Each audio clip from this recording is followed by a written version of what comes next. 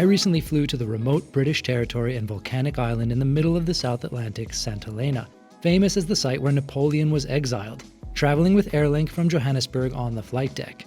That video is over on the Flight Radar 24 channel, and it's full of insights into the unique challenges and considerations that go into operating this very unique route. And in that, I promised to give you a look at what St Helena is actually like. I got to spend 24 hours there, and this was a bit of my experience. Are you all ready to fly to St Helena? If you're not familiar with what St Helena is, here you go. It's a British overseas territory, part of a group that includes Ascension and Tristan de Cunha. St Helena has a population of about 4,000 people. It's one of the most remote islands in the world, about 3 hours due west from the coast of Namibia out in the Atlantic. Basically, you're almost halfway to South America when you get to this essentially large rock, volcanic rock in the ocean. Fascinating, and we're flying with Airlink today, going via Walvis Bay, Namibia, for a tech stop. They need to refuel there on the Embraer 190, and then continuing 3 hours straight out to St Helena. Can't wait to see it. Should be amazing. One of the most unique flights in the world. So the nice thing right now is that Airlink is doing this flight once a week out of Johannesburg via Walvis Bay to St Helena, and then back the next day direct into Johannesburg.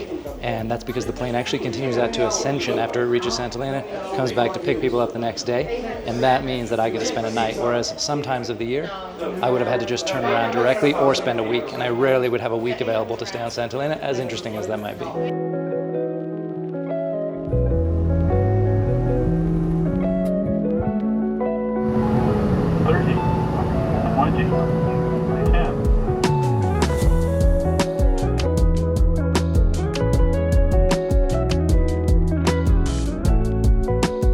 Tons is the max structural landing weight for the E190, and we're currently estimating landing weight just above that. Yeah.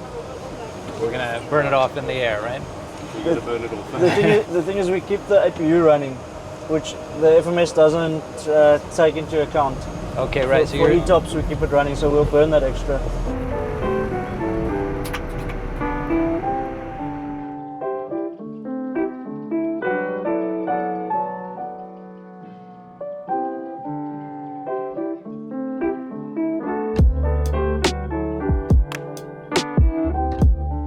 This airport was built in 2015, and due to early issues with wind shear, didn't really get going for another couple of years. It provides a crucial lifeline to the people of this island and for getting people to and from Ascension as well. But for the moment, Airlink is the only airline flying scheduled services here, and those happen usually once or twice a week depending on the season.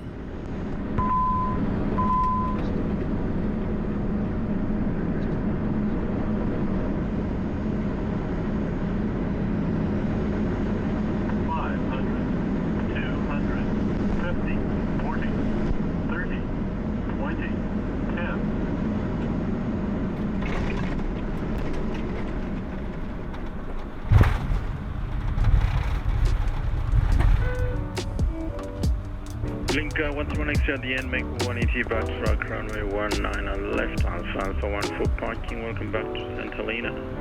See you all tomorrow. Tomorrow. Yeah. Bye. How amazing is this? St Helena. I'm here. What a cool flight. Not really bumpy enough coming in. I want my money back, but a little bump. At least we had a little bit of wind shear fun.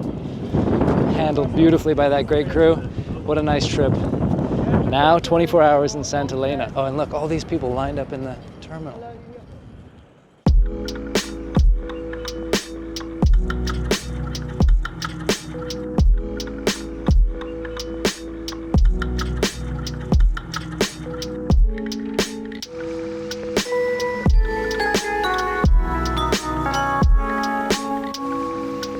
This is the wirebird, St Helena's only endemic land bird and a symbol of the island. They're all over the place up here to the north of the airport on a lookout that gives quite a nice view of the runway.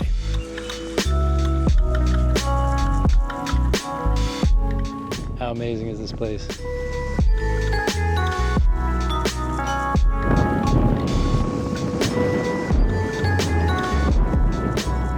Very windy that way. And the runway is just over there. You can see the whole thing basically. We're gonna watch the Airlink plane that I came in on depart for Ascension, and then it'll be back here to pick me up tomorrow. It looks like a really cool place to catch the arrival as well.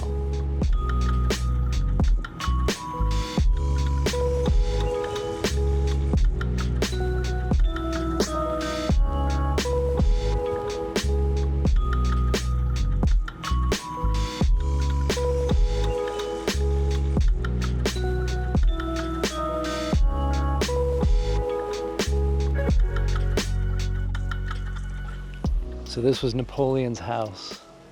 I love that there's a French flag flying. Amazing, this is where he was living when he was exiled. It looks pretty nice actually.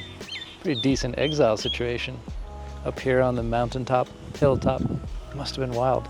Imagine stopping by to say hi to Napoleon. Amazing.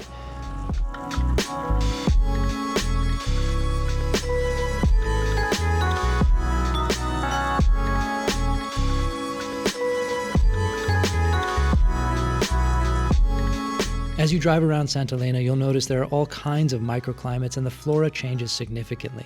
Fun fact, they grow coffee here and it is actually really good. You can taste some of that at the cafes in Jamestown.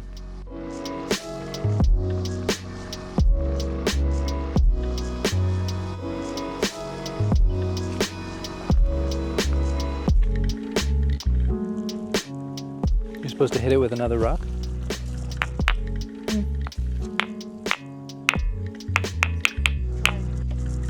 This place is just insane. The topography, the terrain, and the incredible variety. It's like riding through a botanical garden. I had no idea. Amazing.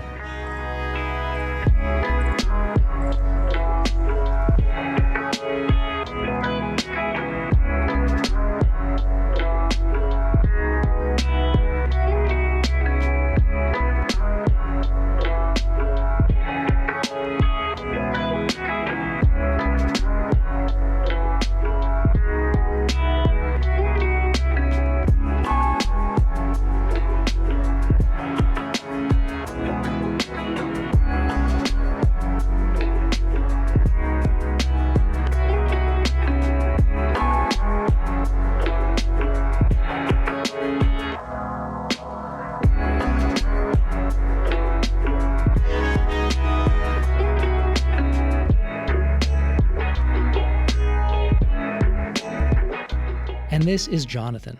People kept saying, you've got to meet Jonathan, and I was like, who is this guy and why do I need to meet him? Turns out he's a giant tortoise, and he just happens to be the oldest known living land animal in the entire world at 193 years of age. By the way, this place behind him is the governor's house.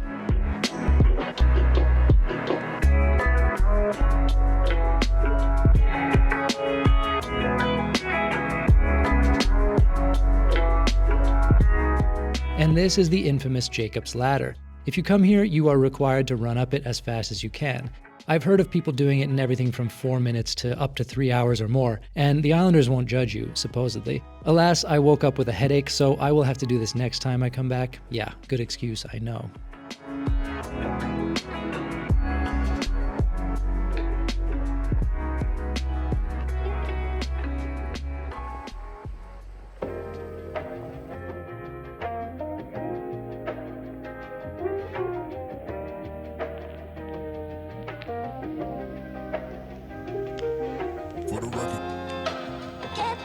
By the way, though there aren't many options to begin with, I can confirm the Mantis Hotel is very cute and comfortable, and the staff are very nice. Recommended as your base on the island.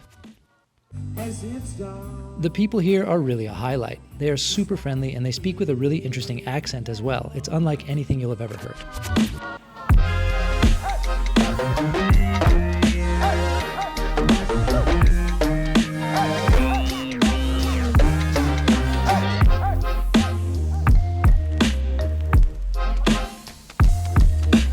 This is just a really pleasant little place and almost no one is coming here, so if you do make it out, you'll feel like you have it to yourself. Only 4,000 people live here to start with.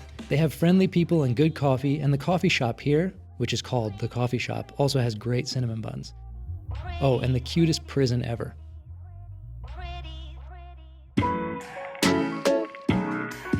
This is St Helena Airport. It's one of the most remote airports in the world. We're out here almost halfway to South America from the Namibian coast. And this airport was opened officially in 2015. It got its certification in 2016, basically 10 years old now. But that first year, they discovered wind shear when they were trying to operate in. Calm Air actually launched a commercial flight in, flew in, discovered the wind shear, and that led to a pause while they had to figure out how are we going to deal with this. And so it was a couple of years later that they actually had proper commercial flights starting. And even then, not so many because of the pandemic, which followed. So now it's really much more of a full swing operation. You have Airlink flying here, a few times a week in some cases. They have Cape Town, they have Johannesburg. They continue on a charter flight to Ascension. The one that we did yesterday, we got off, they continue to Ascension. They'll be coming back to pick me up shortly. And so I thought, why not take a little look around this airport, as the Saints all seem to be super kind and eager to show off what they have here on this island. Quite an impressive little operation. And just the engineering side of building this, if you look at the before and after photos, I'll try and get you some to show you here.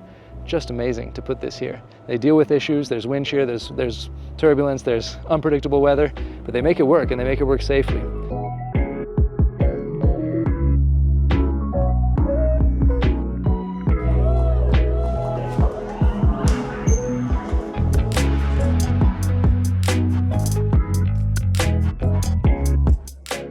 After 136 Roger, the service international runway 19. Take care, thank you.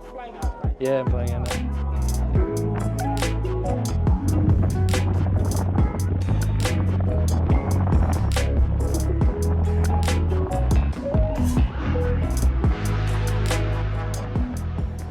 All right, quick airport tour done. Now it's time to board. We're gonna record the departure out of here. Passengers who seated at row 1, row 3, row 11, please ensure that all your carry-on items are safely stored in the various storage compartments.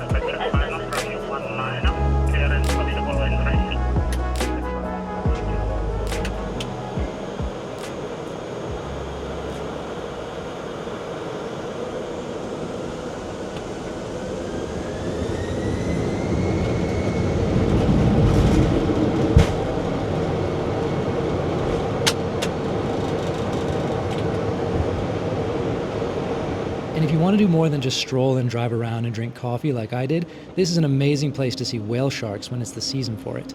There's also incredible fishing, I'm told. And so many good hikes you can do throughout the island, including longer, more challenging ones for the motivated among you. So this was just a taste of St Helena and what it's like. Let me know what you thought and whether you're tempted to make a visit out here. Thanks for coming along.